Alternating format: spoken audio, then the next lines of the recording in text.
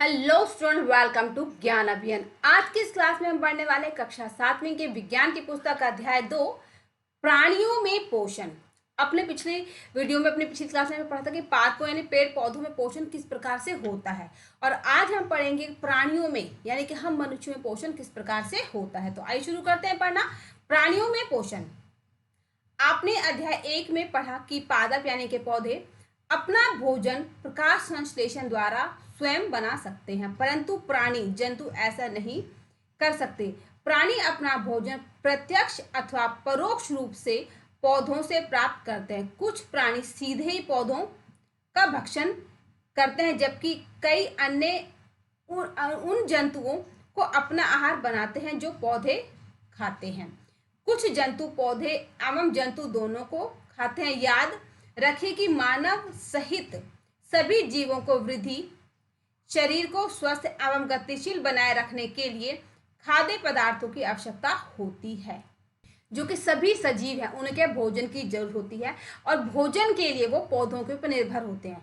होता क्या है कि या तो हम मनुष्य क्या डायरेक्ट साग सब्जी खाते हैं, या फिर उन जंतुओं का को भोजन के रूप में ग्रहण करते हैं, उनको भोजन के रूप में अपना लेते हैं जो पेड़ पौधों के ऊपर निर्भर होते हैं, यानी कि जो पेड़ पौधों को खाते हैं।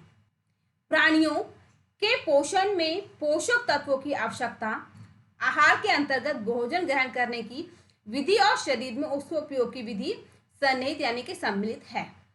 आप कक्षा 6 में पढ़ चुके हैं कि खाद्य यानी कि भोजन के अनेक संघटक है। स्मरण कर उनके नाम लिखिए।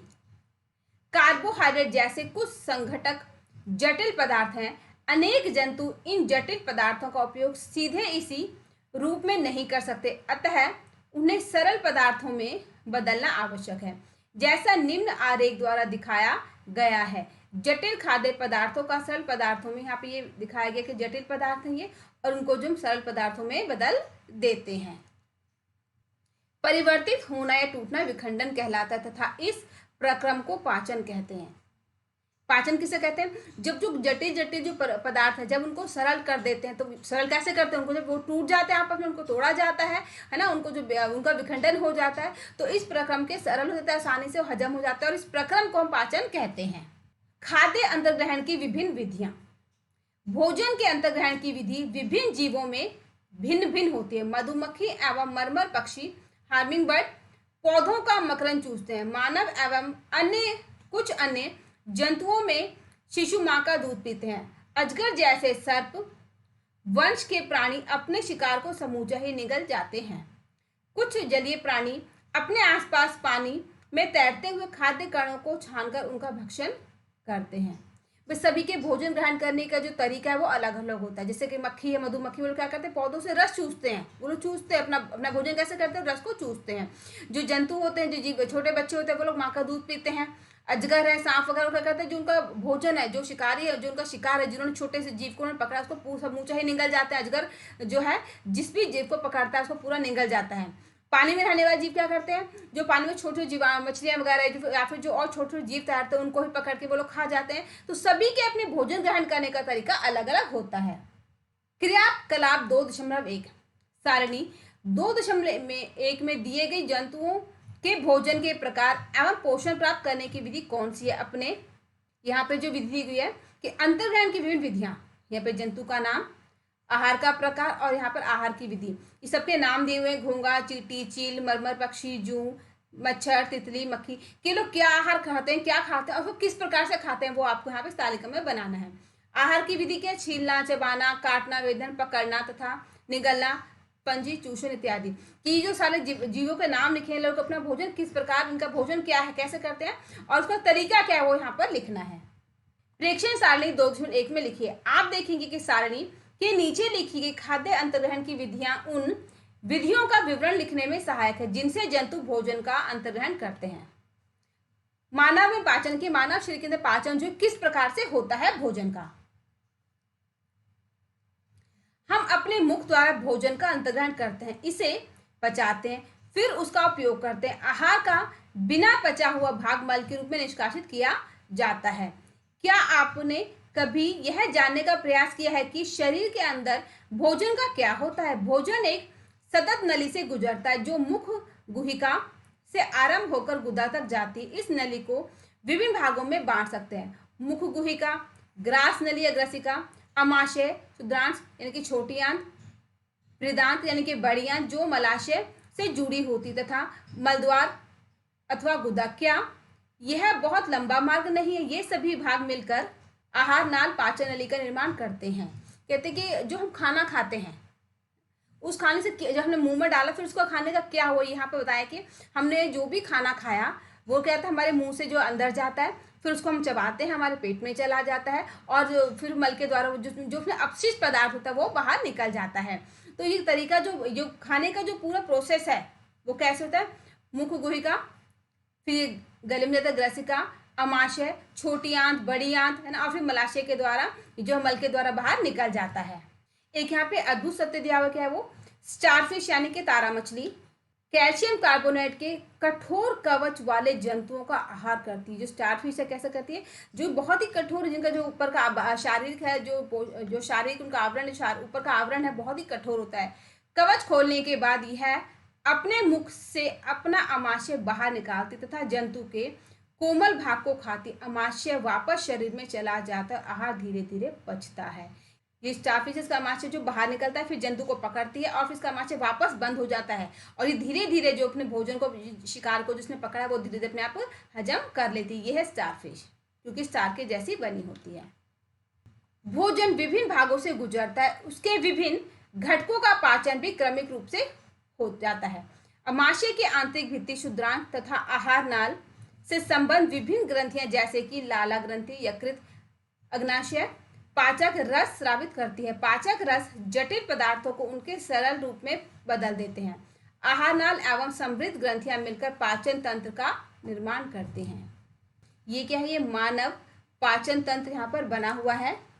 सबसे पहले क्या है यहाँ पे, ये मुख गुहिका है, उसके बाद ये लाला ग्रंथि है यहाँ पर, ये ग्रसिका की जो नली दिखी जहाँ से भोजन हमारे पेट में आता है। फिर ये हमारे पेट के अंदर का पूरा पिक्चर यहाँ पे बना हुआ है। ये अमाशय है, यहाँ पर ये अग्नाशय है, क्षुद्रांश है, वृदांत है, मलाशय और ये गुदा है। ये पित्ताशय, यकृत, ये पूरा हमारे पेट के अंदर की संरचना यहाँ पर बनी हुई है। आइए अब हम जाने कि आहार नाल के विभिन्न भागों में भोजन का क्या होता है। मुख एवं मुख गुहिका। भोजन का अंतर्ग्रहण मुख द्वारा होता है। आहार को शरीर के अंदर लेने की प्रक्रिया अंतर्ग्रहण कहलाती है। जो हम भोजन करते हैं, कैसे करते हैं, भोजन लेते हैं, उसे मुंह में डालते हैं, फिर धीरे धीरे चबाते हैं। तो भोजन को मुंह में डालने की जो प्रक्रिया उसे हम क्या कहते हैं, अंतर्ग्रहण कहते हैं। हम दांतों की सहायता से भोजन चबाते हैं तथा यांत्रिक विधि द्वारा उसे छोटे छोटे टुकड़ों में पीस डालते हैं।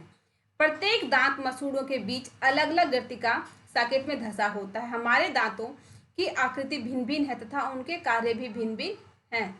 इसके अनुसार उन्हें अलग अलग नाम दिए जाते हैं। हमने जो भोजन मुंह में डाला, मुंह में डालने के बाद क्या करते हैं, हम उसे चबाते हैं, और चबाने की प्रक्रिया में क्या, जो भोजन है, हमने जो रोटी का इतना टुकड़ा जो निवाला मुंह में डाला वो एकदम छोटे छोटे महीने टुकड़ों के अंदर उसको दांतों से हम काटते हैं, पीस देते हैं, तभी तो वो हमें हजम होता है, क्योंकि हम उसे छोटा छोटा कर देते हैं। तो जो दांत हैं वो हमारे मसूड़ में धंसे हुए होते हैं, मसूड़ों के अंदर दबे हुए होते हैं, और सभी दांतों का जो आकार है वो अलग अलग होता है। अब क्रियाकलाप 2.2 देखिए। अपने हाथ धोइए, दर्पण में देखते हुए अपने दांतों की गणना कीजिए।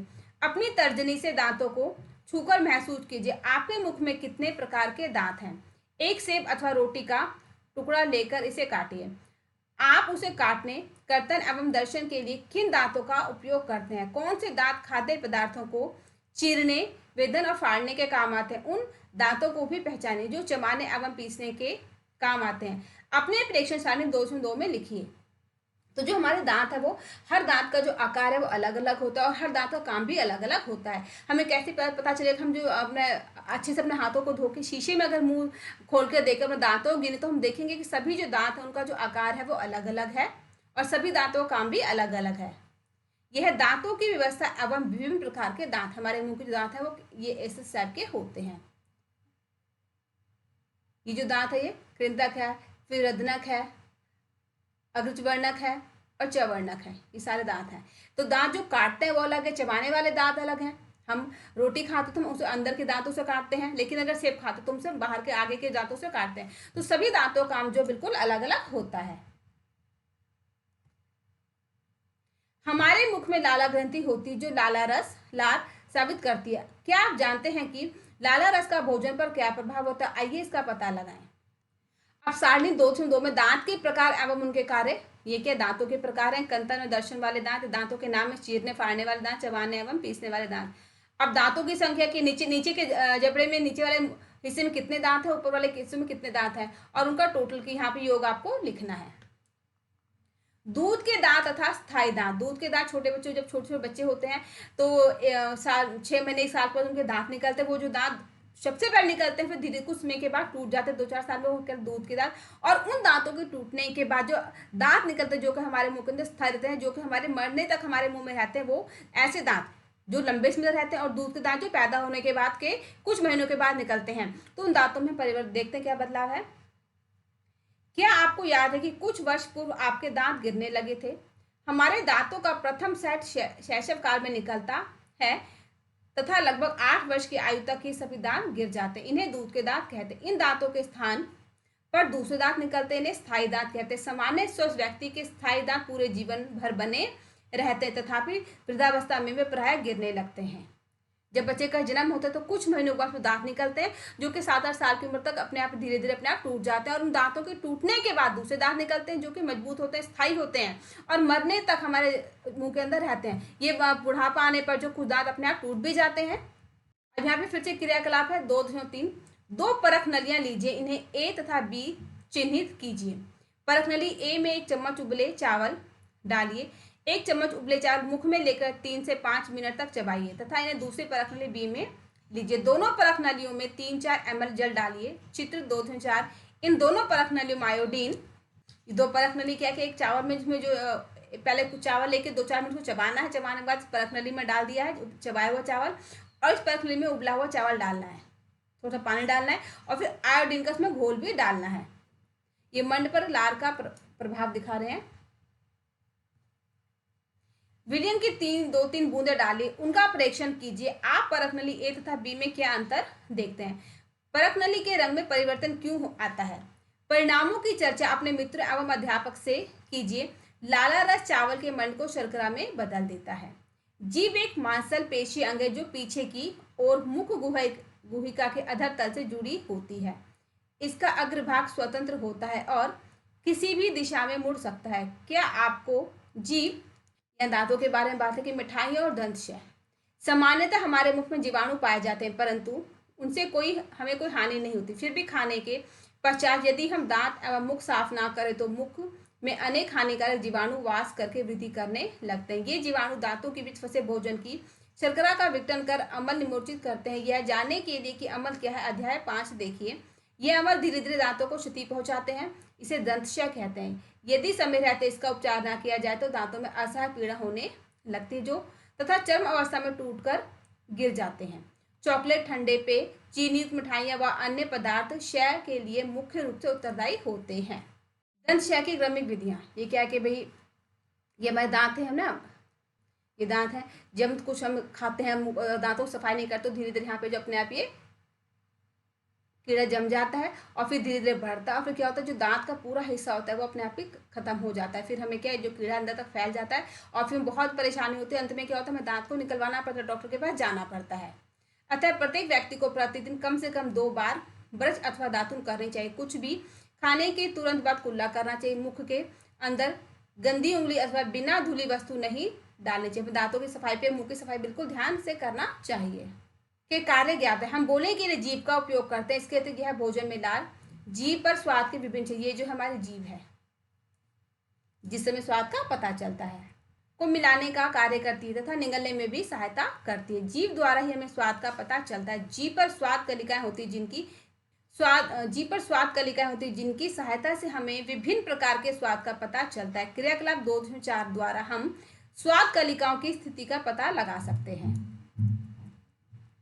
जीभ के हमारे मुंह में लार भी बनाती है ताकि हमारे जो मुंह है अंदर से गीला रहता है। अगर हमारे मुंह में लार ना हो तो हमारा मुंह जो अंदर से बिल्कुल सूख जाएगा और हम परेशान हो जाएंगे। तो जीभ का काम के अंदर जो लार होती है उसको हमें हमेशा मुंह के अंदर बना के रखना और किसी भी वस्तु के स्वाद का हमें बताना था कि स्वाद कैसा हमें किसी पता चलता है जीभ से। हम कोई भी चीज टेस्ट करते हैं तो जीभ के ऊपर के टेस्ट करते हैं, जीभ में टच करते हैं, हमें पता चलता है कि मीठा है, कड़वा है, खट्टा है। हमें स्वाद का पता कैसे चलता है? जीभ की सहायता से हमें स्वाद का पता चलता है। निम्न पदार्थों के अलग अलग विलयन तैयार कीजिए। चीनी का विलयन, नमक का विलयन, नींबू का रस, नीम की पत्ती अथवा करेले का रस। अपने किसी मित्र की आंख पर पट्टी बांधकर उससे अपनी जीभ बाहर निकालकर सीधे रखने को कहिए। चित्र 2.6 में दिखाए गए जीभ के विभिन्न क्षेत्रों के ऊपर उपरोक्त में से किसी एक विलयन के नमूने की 1-2 बूंदें रखिए। विलयन रखने के लिए दांत कुरेदने की सीख का उपयोग कीजिए। इस प्रक्रिया को अन्य विलयनों के साथ दोहराइए। प्रत्येक विलयन के लिए पृथक पृथक सीख का उपयोग कीजिए। अपने मित्र से पूछे कि जीभ के किस क्षेत्र से उसे मीठे, नमकीन, खट्टे एवं कड़वे स्वाद का अनुभव होता है। जब अपने प्रेक्षण रिकॉर्ड करें तथा चित्र 2.6 में दिखाए गए प्रत्येक क्षेत्र में उस स्वाद का नाम लिखिए जिसका संवेदन अनुभव उसके द्वारा होता है। अन्य सहपाठियों के साथ इस क्रियाकलाप को दोहराइए कि जीभ में किस हिस्से के द्वारा हमें पता चलता है कि मीठा स्वाद है, खट्टा है ना, तो कैसे करके उन्होंने कहा कि भाई कुछ घोल लीजिए, चीनी का, नींबू का, 2-3 अलग अलग घोल लीजिए और फिर जीभ के ऊपर 1-2 बूंद डाल तो हमें पता चलेगा कि जीभ के किस हिस्से में हमें स्वाद का पता चल रहा है कि जो घोल है मीठा है या खट्टा है या कड़वा है। और फिर अपने इस रिकॉर्ड को नोट करके पता चल जाएगा कि हमें जीभ के अंदर किस किस स्थान पर कौन कौन सा स्वाद मिलता है। जिससे कि जीभ के स्वाद के विभिन्न क्षेत्र हैं, ये अलग है, ये अलग है, ये अलग है ना, ये जीभ के स्वाद को बताने वाले अलग क्षेत्रों के बारे में पिक्चर यहाँ पर बनी हुई है। वो जाति ग्रसिका की भित्ति के संकुचन से भोजन नीचे की ओर सरकता जाता है। वास्तव में संपूर्ण आहार नाल संकोचित होती रहती है तथा यह गति भोजन को नीचे की ओर धकेलती रहती है।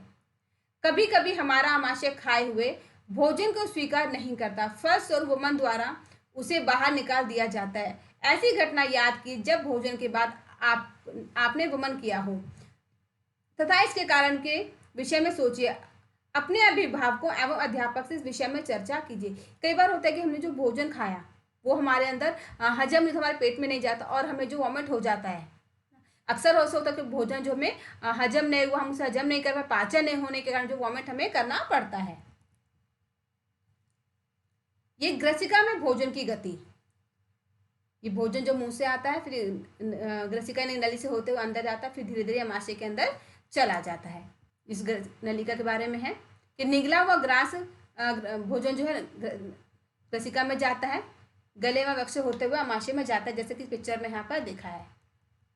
जो भोजन निगला वो यहाँ से होते हुए धीरे धीरे अपने आप आमाशय में आ जाता है। अब हम पढ़ते हैं आमाशय के बारे में। आमाशय मोटी भित्ति वाली एक थैलीनुमा संरचना है। यह मोटी एक थैली, जैसे थैली होती है वैसे ही ये बना हुआ ये होता है आमाशय। यह चपटा एवं यू की आकृति का होता है तथा आहार नाल का सबसे चौड़ा भाग है। यह एक ओर ग्रसिका ग्रास नली से खाद्य प्राप्त करता है तथा दूसरी ओर क्षुद्रांत में खोलता है। आमाशय का आंतरिक सतह यानी कि श्लेष्मल हाइड्रोक्लोरिक अम्ल तथा पाचकरस स्रावित करता है। श्लेष्मल आमाशय के आंतरिक स्तर को सुरक्षा प्रदान करता है। अम्ल अनेक ऐसे जीवाणुओं को नष्ट करता है जो भोजन के साथ वहां तक पहुंच जाते हैं।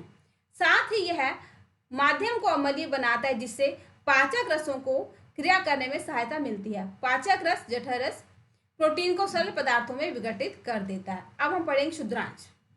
क्षुद्रांश लगभग 7.5 मीटर लंबी अत्यधिक कुंडलित नली यह यकृत एवं अग्नाशय से स्राव प्राप्त करती है। इसके अतिरिक्त इसकी भित्ति से भी कुछ रस स्रावित होता है। यहाँ देखिए, कभी कभी जब आप जल्दी जल्दी खाते हैं अथवा खाते समय बात करते हैं, आपको खांसी उठती है, हिचकी आती है अथवा घुटन का अनुभव होता है। यह खाद्य कणों के श्वास नली में प्रवेश करने के कारण होता है। श्वास नली ग्रासिका से आने वाली वायु को फेफड़ों तक ले जाती है। यह ग्रसिका के साथ साथ चलती है, परंतु ग्रसनी में वायु एवं भोजन मार्ग एक ही होता है। फिर भोजन को श्वास नली में प्रवेश करने से किस प्रकार रोका जाता है। भोजन निगलने के समय एक मांसल रचना वाल्व का कार्य करती है जो श्वास नली को ढक लेती है तथा भोजन को ग्रसनी में भेजा जाता है। संयोगवश यदि भोजन के कण श्वास नली में प्रवेश कर जाते तो हमें घुटन का अनुभव होता है। तथा हिचकी आती है या खांसी उठती है। अक्सर होता है कि अगर हम जल्दी कुछ खा रहे हैं, खाते खाते किसी से बात कर रहे हैं, और अक्सर तो होता है कि हम हिचकी आती है, खांसी आती है। वो क्यों होता है? क्योंकि जो हम खाना खा रहे हैं, जो हम भोजन कर रहे हैं, वो हमारी भोजन की नली में ना जाकर जो सांस की नली होती है उसके अंदर चला जाता है, और यही कारण है कि हमें खांसी आ जाती है अचानक से। क्योंकि जो सांस वाली नली, जैसे हम भोजन का कारण जाएगा तो नली जो बंद हो जाएगी और हमें जो है दम घुटने का एहसास होगा, हमें लगेगा नहीं हमारी जो सांसें रुक रही हैं और हमें बहुत तेज खांसी आती है। तो हमें इसीलिए आराम आराम से धीरे धीरे खाना चाहिए, ताकि जो भोजन है वो श्वास की नली में ना जाए। यकृत गहरे लाल भूरे रंग की ग्रंथि है जो उदर के ऊपरी भाग में दाहिनी दक्षिण की ओर अवस्थित होती है। यह शरीर की सबसे बड़ी ग्रंथि, यह पित्तरस साबित करती जो एक थैली में संग्रहित होता रहता है, इसे पित्ताशय कहते हैं। पित्तरस वसा के पाचन में महत्वपूर्ण भूमिका निभाता है। अग्नाशय हल्के पीले रंग की बड़ी ग्रंथि है जो अमाशय के ठीक नीचे स्थित होती है। अग्न्याशयिक रस कार्बोहाइड्रेट एवं प्रोटीन पर क्रिया करता है तथा इनको उनके सरल रूप में परिवर्तित कर देता है। आंशिक रूप से पचा भोजन जब अपशुद्रांश के निचले भाग में पहुंचता है, जहां आंत्र रस पाचन क्रिया को पूर्ण कर देता है। कार्बोहाइड्रेट सरल शर्करा जैसे कि ग्लूकोज में परिवर्तित हो जाता है। वसा अम्ल एवं ग्लिसरॉल में प्रोटीन एमिनो अम्ल में परिवर्तित हो जाती है। यह एलोकिक सेंट मार्टिन का गोली का घाव पिक्चर बना हुआ है, इसको पढ़ते हैं। एक विलक्षण दुर्घटना द्वारा अमाशय की कार्य प्रणाली की खोज हुई। सन 1822 में एलेक्सिस सेंट मार्टिन नामक व्यक्ति गोली लगने के कारण बुरी तरह से घायल हुआ। गोली से वक्ष क्षतिग्रस्त हो गया, अमाशय में एक छिद्र हो गया। उसे विलियम ब्यूमार्ट नामक अमेरिकी सैनिक चिकित्सक के पास ले जाया गया। चिकित्सक ने उसकी जान तो बचा ली, परंतु वह अमाशय का छिद्र भली भांति बंद न कर सका। उसने छिद्र को पट्टी से ढक दिया। ब्यूमार्ट को छिद्र में से अमाशय के अंदर झांकने का दुर्लभ अवसर प्राप्त हो। उसने कुछ रोचक परीक्षण किए। ब्यूमार्ट ने देखा कि अमाशय भोजन का मंथन कर रहा है, इसकी भित्ति से तरल स्रावित हो रहा है जो भोजन को पचा सकता है था। उसने यह भी देखा कि अमाशय शुद्धांश में तभी खुलता है जब अमाशय में भोजन का पाचन पूरा हो जाता है।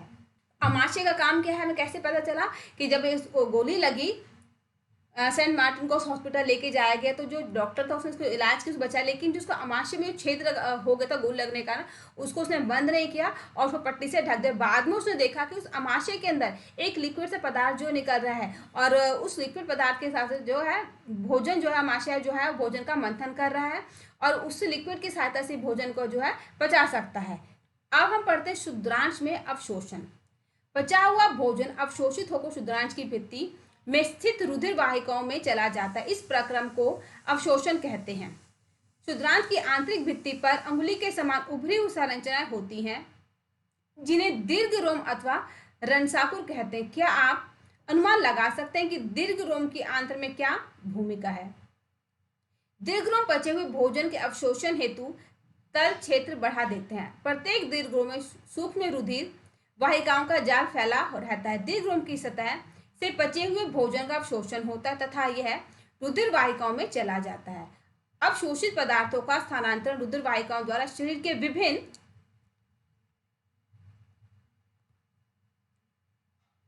भागों तक होता है, जहां उनका उपयोग जटिल पदार्थों को बनाने में किया जाता है। इस प्रक्रम को स्वांगीकरण कहते हैं।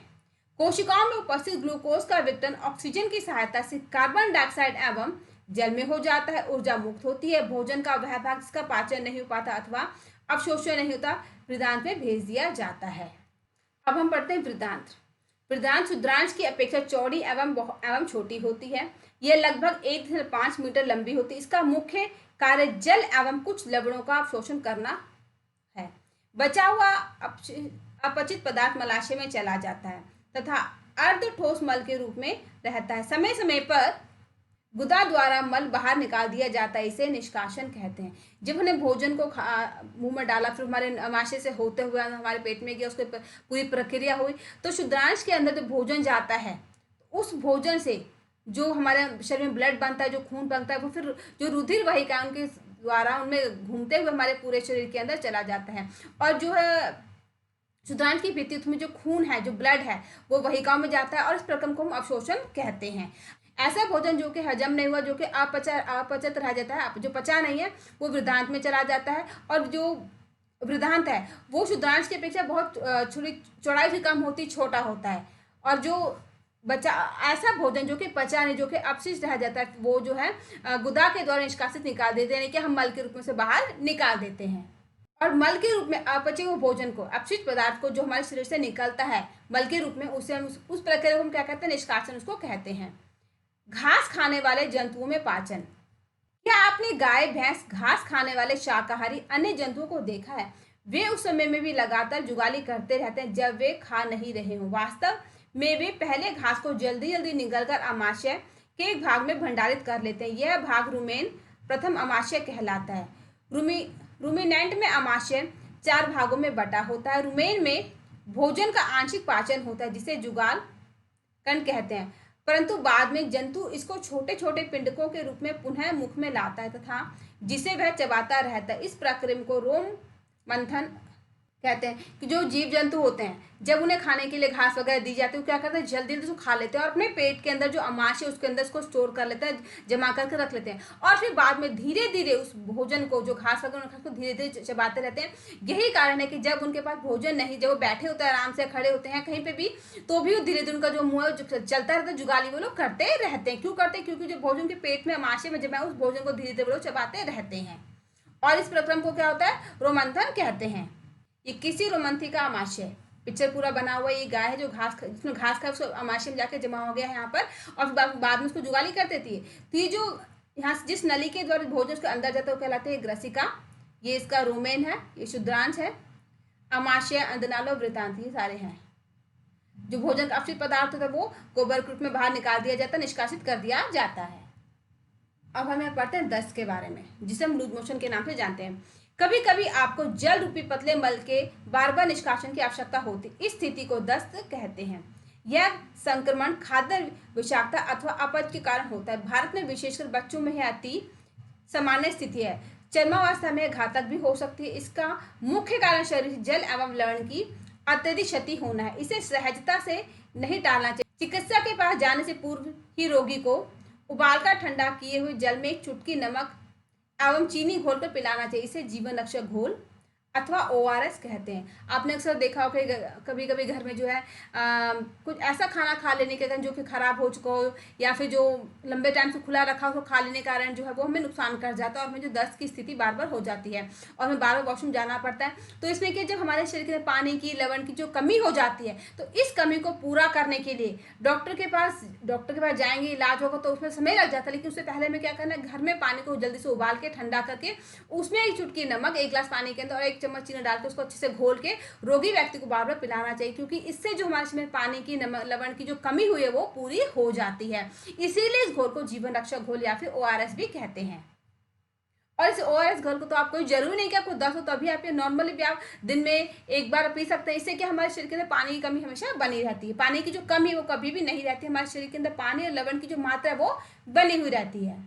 जुगाली करना कहते हैं ऐसे जंतु रूमेनेंट अथवा रोमंथी कहलाते हैं। घास में सेलुलोज की प्रचुरता होती है जो एक प्रकार का कार्बोहाइड्रेट है। बहुत से जंतु एवं मानव सेलुलोज का पाचन नहीं कर पाते।